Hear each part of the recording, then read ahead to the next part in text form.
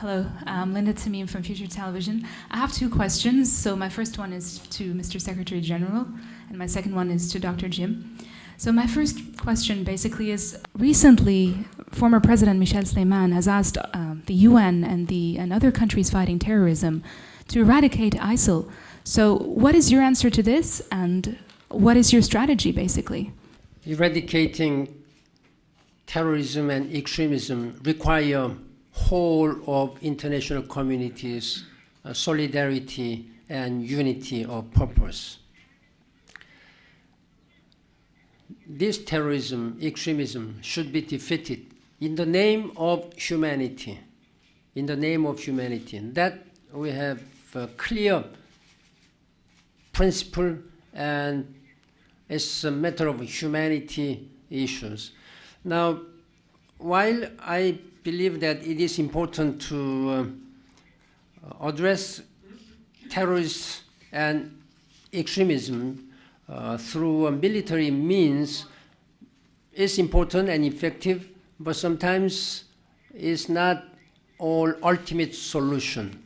Ultimate solution should be found in how we prevent such kind of root causes why these young people just join extremist and terrorist groups. That's what I said. Good governance will be an answer. That is why January this year, I have proposed to the General Assembly of the United Nations, and United Nations has adopted by unanimity on February 12th my proposals, comprehensive plan of action to prevent violent extremism. Now we have to see why this extremism happens.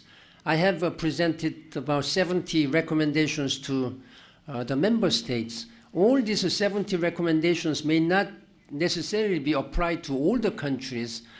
I'm asking and urging member states, whoever has this kind of vulnerability exposed to extremism and terrorism, study and analyze carefully and try to implement all these recommendations. Thank you. Dr. Kim, you mentioned that Lebanon needs to decide what its economic and social priorities are. So what is your advice about this? Yes. Let me say that as someone who 20 years ago protested against the World Bank and argued that it should be closed, that was what I did 20 years ago. Part of the criticism we made was that the World Bank was going around telling the world what its priorities should be. So we do not tell countries what their priorities should be. Let me say this though. In every single country, we go in and our two goals are to end extreme poverty and to boost shared prosperity. In other words, making sure that the poorest have a larger proportion of the income and of the wealth. That's what our goals are. And then we bring to the table evidence of what has worked in other places in order to move toward lifting people out of poverty and boosting shared prosperity. Let me just say one thing. Good governance. The Secretary General talked about good governance.